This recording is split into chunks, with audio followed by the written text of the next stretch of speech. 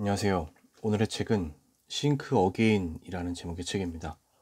제가 이 책을 읽고서 밑줄 친 부분들을 보면서 리뷰를 시작하도록 하겠습니다. 목차입니다. 목차는 일시정지하셔서 더 자세히 보시는 것을 추천드리겠습니다. 산업계 유동치는 격변의 세상을 살아가는 데는 지능보다 더 중요할 수 있는 일련의 인지 기술들이 있다.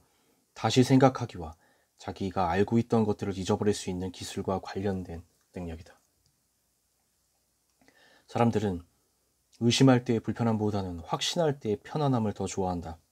지금도 여전히 윈도우 95를 쓰는 사람을 보고 비웃으면서도 1995년에 형성되었던 자신의 견해는 여전히 붙잡고 놓지 않는다. 머리가 복잡해지는 온갖 이야기보다는 기분이 좋아지는 의견에 편안하게 귀를 기울인다. 전문가들이 부동산 거품이 꺼질 때가 임박했다고 경고해도 주가가 계속 오르기만 할 것이라는 믿음을 의심하지 않는다. 배우자가 정서적으로 자기와 점점 멀어지고 있음을 뻔히 알면서도 자신들의 결혼 생활은 아무런 문제가 없다고 생각한다. 직장 동료 여러 명이 정리해고를 당하는 상황에서 자기는 안전할 것이라고 믿는다. 이 책은 다시 생각하기의 가치를 살펴본다. 자기 마음을 바꾸지 못하는 사람은 그 어떤 것도 바꾸지 못한다. 정보와 기술에 대한 접근성이 개선됨에 따라 지식은 단지 늘어나기만 하는 게 아니라 점점 더 빠른 속도로 늘어나고 있다. 2011년에 어떤 사람이 하루에 소비한 정보의 양은 그로부터 25년 전에 비해서 5배로 늘어났다. 1950년에는 의학계의 지식이 2배로 늘어나는데 약 50년이 걸렸다. 그러나 1980년이 되면 이 기간은 7년으로 줄어들고 2010년에는 6개월로 줄어든다. 이 엄청난 변화의 가속도는 무엇을 의미할까? 이제는 과거 어느 때보다도 더 신속하게 자기가 가진 믿음을 의심해야 한다는 뜻이다. 사람들은 보통 누군가에게 다시 생각하기가 필요하다는 것을 제3자의 입장에 섰을 때는 금방 알아본다. 자신이 받아든 어떤 의학적 진단을 놓고 다른 의사의 의견을 구할 때는 늘 전문가들의 의견에 의심을 품는다. 그러나 불행하게도 자기 자신의 지식과 의견을 놓고서는 태도가 달라진다. 흔히 옳다는 사실보다 옳다고 느끼는 편을 선호한다. 일상생활에서 우리는 누구를 채용할 것인가에서부터 시작해서 누구와 결혼을 할 것인가 이르기까지 자신이 직접 많은 진단을 내린다. 그러므로 어떤 것에든 자기 자신의 두 번째 의견을 만드는 습관을 들일 필요가 있다. 다시 생각하기에는 맨 먼저 지적인 겸손에서부터, 즉 자기가 알지 못한다는 사실을 아는 것에서부터 시작한다. 확신은 자기 스스로를 자기가 직접 만든 감옥에 가둬버릴 수 있다. 운전을 처음 배울 때 우리는 시야에 사각지대가 있다는 말과 함께 거울과 센서를 조정해서 이 사각지대를 없애야 한다는 말을 듣는다. 인생에서도 마찬가지다. 마음가짐, 즉 사고방식에는 거울이나 센서 따위가 없으므로 자기의 인지적 맹점을 인식하고 자기 생각을 적절하게 조정하는 방법을 배워야 한다. 지식이 많다고 응답한 사람일수록 자기를 과대평가했고 따라서 학습과 보완에 그만큼 관심을 덜 가지는 것으로 나타났다. 혹시 당신은 역사와 과학에 대해서 대부분의 사람보다 더 많이 안다고 생각하는가? 만일 그렇다면 당신은 당신이 생각하는 것보다 더 적게 알고 있을 가능성이 높다. 초심자에서 아마추어로 나아갈 때 다시 생각하기 사이클이 깨질 수 있다. 사람은 경험이 쌓이면서 겸손함을 잃는다. 빠르게 발전하는 자기 모습에 자부심을 느끼며 이 자부심은 자신이 이제는 달인이 되었다는 잘못된 인식을 촉진한다. 이렇게 해서 확신 사이클이 시작되고 사람들은 자신이 알고 있는 것을 의심하지 않기 시작하면서 자신이 모르는 것에 대해서 호기심을 가지지 않는다. 흠결투성이 가정들로 가득 찬 초심자의 거품이라는 덫에 갇히고 마는 것이다. 이 덫에 걸리고 나면 자신이 모른다는 사실 자체를 모른다. 사람들은 흔히 겸손함을 잘못 이해한다. 겸손함은 확신을 적게 하는 것, 즉 자신감이 부족한 것이 아니다. 겸손함의 라틴어 어원 가운데 하나는 땅에서부터이다.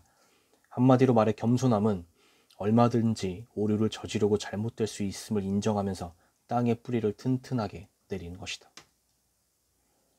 자기가 가진 지식과 기술을 의심함으로써 우리는 겸손해지고 다른 사람들에게서 어떤 것이든 배우려고 나선다. 평생 배우고 익히는 사람의 특징은 자신이 만나는 모든 사람에게서 무언가를 배울 수 있음을 안다는 점이다. 자기를 돌아보면서 이런 1년 전에 내가 그렇게 어리석었단 말이야? 라고 생각하지 않는 사람이라면 이 사람은 지난 1년 동안 그다지 많은 것을 새로 배우지 않았던 게 분명합니다. 우리는 대부분 자기가 가진 믿음과 사상, 그리고 이념이라는 잣대로 자기 자신을 규정하는 데 익숙해져 있다. 그러나 이런 식의 접근은 문제가 될 수 있다. 세상이 바뀌고 지식이 진화할 때 여기에 대응해서 우리가 우리의 마음을 바꾸는 것을 그런 접근이 가로막을 수 있기 때문이다. 갈등이 없는 상태는 조화로움이 아니라 무관심이다. 사람들은 자기가 내리는 결론에 동의하는 사람보다 자기가 가진 생각에 문제를 제기하는 사람에게서 더 많은 것을 배운다. 강력한 지도자는 자기를 비판하는 사람을 가까이 하며 그들의 목소리를 키워준다. 반면에 허약한 지도자는 자기를 비판하는 사람을 멀리하며 그들의 목소리를 죽여버린다. 상대방이 자제력을 잃을 때 당신이 평정심을 보인다면 당신이 그만큼 더 강하다는 뜻이다. 상대방의 말에 귀를 기울이는 것은 자기가 가진 가장 소중하고 귀한 선물인 관심을 상대방에게 베푸는 것이나 다름없다. 당신의 상대방과 상대방의 목적을 소중하게 여긴다는 모습을 보이고 나면 이제 거꾸로 그 사람이 당신의 말에 귀를 기울일 것이다. 어떤 의견을 만들어 나갈 때 상대방에게 설교하거나 조목조목 따져서 상대방을 비판하거나 그들을 정치적으로 대하려는 유혹에 흔들리지 마라. 자기 안에서 새롭게 형성되는 견해를 하나의 예감이나 가설로 생각하고 이것을 데이터로 입증해라. 당신의 의견과 충돌하는 정보를 찾아라. 당신 자신이 설정하고 있는 여러 가정을 무너뜨릴 수 있는 여러 가지 생각을 붙잡고 적극적으로 씨름함으로써 확증 편향에 맞서서 싸우고 필터 버블을 깨뜨리면 반향실에서 탈출할 수 있다. 자신의 자신감을 유능함과 혼동하지 마라. 자신이 틀렸음을 깨달을 때의 기쁨을 반갑게 끌어안아라. 자신이 실수했음을 알았을 때 이것이 새로운 어떤 것을 발견했다는 신호라고 받아들여라. 당신이 만나는 모든 사람에게서 새로운 것을 배워라. 무언가에 대해서 모든 사람이 당신보다 더 많이 알고 있다. 설득력 있는 경청의 기술을 연마해라. 상대방의 마음을 여는 데는 자기가 말하는 것보다 상대방의 말에 귀를 기울이는 편이 더 효과적이다. 쉽게 시작할 수 있는 가장 좋은 방법은 당신의 발언 대비 질문 비율을 높이는 것이다. 아이들에게 나중에 커서 무엇이 되고 싶은지 묻지 마라. 아이들은 아직 직업이나 경력이라는 차원에서 자기를 규정할 필요가 없다. 단 하나의 정체성은 여러 다른 대안으로 이어지는 문을 닫아버릴 수 있다. 아이들이 가질 수 있는 선택권의 가지수를 줄이려 하지 말고 아이들 스스로 그 가능성을 넓혀가도록 도와라. 아이들은 나중에 단 한 사람만 되지 않아도 된다. 아닌 게 아니라 얼마든지 여러 사람이 될 수 있다. 10년 계획은 버려라. 작년에 관심을 끌었던 것이 올해 시들해지기 마련이다. 어제 혼란스럽던 것이 내일은 흥미진진하게 바뀔 수도 있다. 열정은 개발되는 것이지 발견되는 것이 아니다. 한 단계 앞에 계획만 세울 때 당신의 마음은 다시 생각하기에 활짝 열린다. 제가 준비한 리뷰 여기까지입니다. 이 책이 나에게 도움이 되겠다 생각되시면 가능하면 구매를 하셔서 읽어보시는 것을 추천드리겠습니다. 리뷰를 마치겠습니다. 감사합니다.